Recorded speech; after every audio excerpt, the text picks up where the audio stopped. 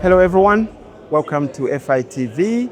My name is Clarence Chongo, your host here at Land-Linked Zambia 2025 conference, which is being held at Ciêla Resort. We are in their lovely International Convention Center, and I have the pleasure now of sitting with Mr. Phesto Musonda, who happens to represent Sub Sahara Industrial Park. Sub Sahara Industrial Park in Ndola. Welcome to Financial Insight. Thank you very much. I'm happy to be here and good morning. Okay, so let's start off nice and easy by you perhaps just talking about the Sub Sahara Industrial Park in Ndola, what that's about and what your role with it is. Thank you. I'm the chairman for the Sub Sahara Industrial Park, as you rightly put it, and this is one of actually the economic zone which has been set up in Ndola. Okay. And one of the major projects we're looking at, you heard about the Zambian government and the Congolese government signing up to do the EV plant. We are hosting the critical minerals value additional chain in Ndola. So it's an industrial park basically attracting a lot of companies that are going to add value to our critical minerals. Okay. And here at Land-Linked Zambia, you've been one of the moderators. And tell me about what that experience has been like and what you've learned or gathered and your takeaways. So basically, I think this is quite a good forum, as we know that among other things that is being looked at here, we have all these regional players conveying in one place. We are looking at Zambia being in this unique location of being land-linked. And Zambia aiming at producing 3 million tons of copper by the end of 2030. Now we are saying, how does Zambia respond in opening up the necessary infrastructure to handle this good volume expected? Now, when you talk about the critical minerals of 3 million tons per annum, mind you, for every ton of copper that is mined and finished, there's 3 tons of lime that would be required to it.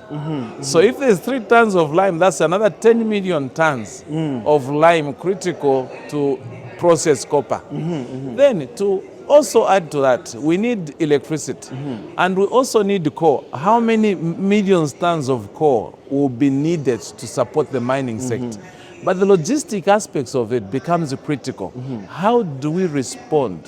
How do we deal with the challenges? How does Zambia harmonize itself with the regional countries to seamlessly transit these inputs into the mines? If Zambia is looking at 3 million tons, Congo is probably looking at 3 million plus. Those minerals are transiting through Zambia. This is a huge opportunity that we have, but that opportunity requires us to interrogate and find solutions and also place ourselves to create the necessary middle class. Yes, it's a challenge, but this is an opportunity. Also look at what has happened in the past week or two. When you look at the big world economies having a fight over tariffs, Africa has 1.3 billion population with a potential of $3.4 trillion. How does Zambia bite into this?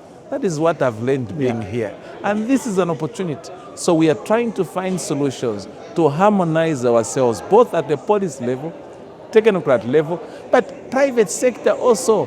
Private sector has an opportunity to rise once again, to be able to link into. Now we have here, there's Lobito corridor. There's a Tazara corridor. There's also our own rail line. I think with these volumes that we're looking at, not only are we looking at a single line of Tazara, we have to think of having 2 to 3 lines between Zambia and Dar es Salaam. Yeah, it's an important subject that you've introduced about the ambition to move from less than 1 million tons to 3 million. Yes. Do you think we're ready? Do you think our infrastructure is ready? Is our road network, rail network ready to carry all that production? And that is why in this conference we have had here, we are looking at those potential that if the projection, mind you, this is a projected figure by 2030, but we have enough time between now and 2030 to get all the key players. First, we are so happy that from the visionary point of view, our government in Zambia, they are ready and they are not afraid of saying, guys, we have a challenge here. How do we transport this? This is projected. Yeah. Therefore, as private sector now, we have to rise and take the opportunity. Nothing is impossible. I mean, we have the land, and with these PPP models, so at this seminar we have here, we are looking at the financing models. How do we best find money to finance this infrastructure development? Yes. Not only are we talking about road and rail, mind you, when we talk about value addition, when people can add value to the critical minerals, you can air freight them. Yes. If you make a chip and a board in Zambia, it means even air transport is locked in. Yeah. But how many employees, by the way, the real middle class can we have? So Zambia has a unique opportunity for you and me, for everyone. But we have to come together as we are doing at this conference, Land-Linked conference. Yes. I'm very happy to see, especially sitting in and listening to regional ministers. Yes. The other day we were official opening. The president himself here, he came and offered that. He was speaking on behalf of even his colleagues in the region. We have a huge opportunity here that we need to deal with, and it's an opportunity. It's an economic over we have never had before. Yeah. Before, Zambia was known as a land-linked country.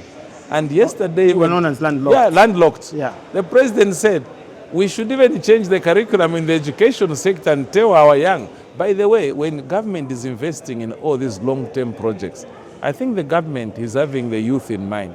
Government is investing for the future. Yeah. The future means our young people will find something better to deal with. Yes. And that's the challenge I like, and I'm here to promote that.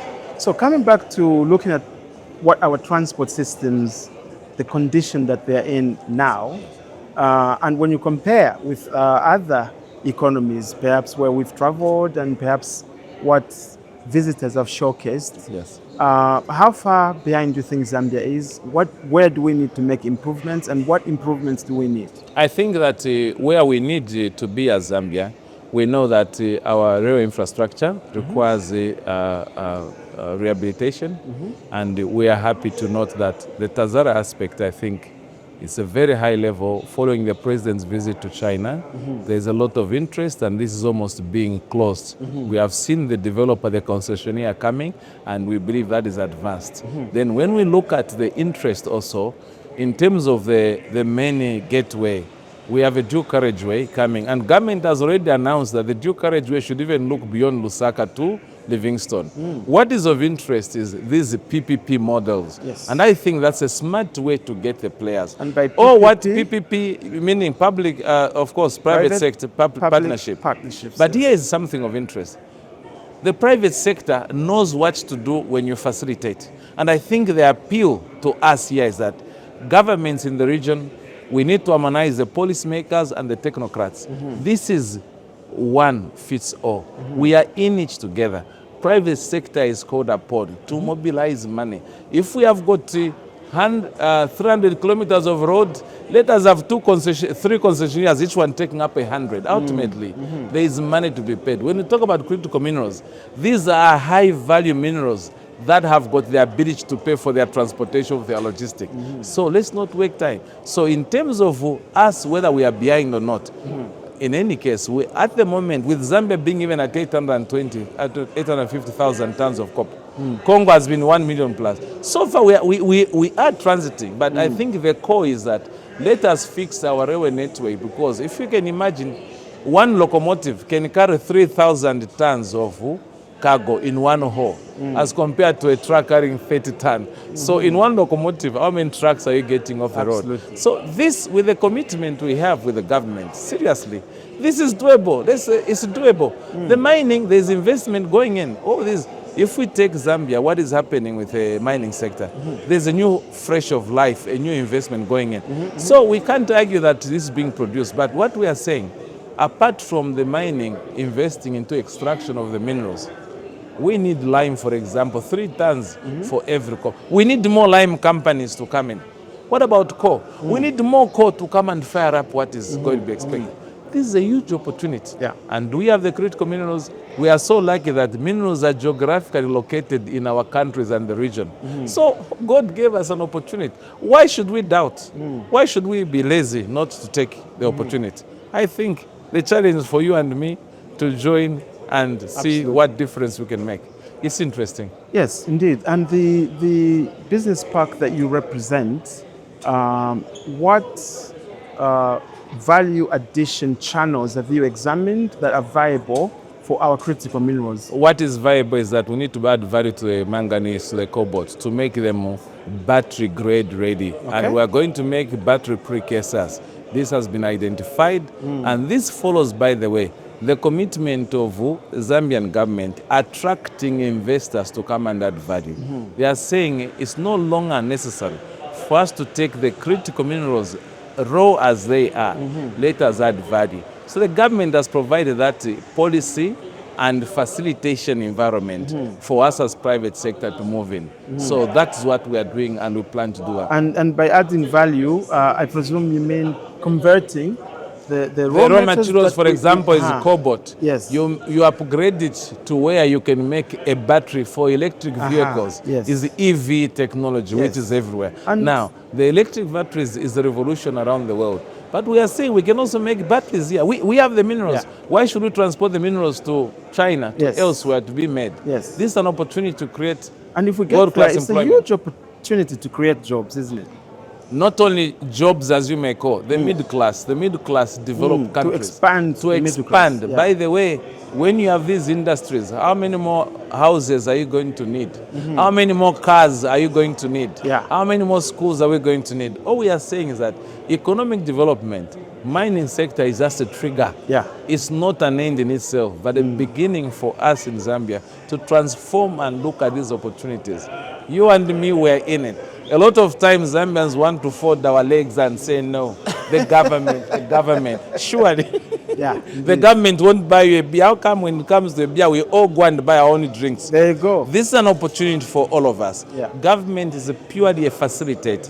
And I think in terms of policy reform, the New Dawn government has brought about a serious reform in the mining sector. Yes. Mind you, this is the backbone of our economy. You cannot develop a town by growing cabbages, no matter how many cabbages you grow.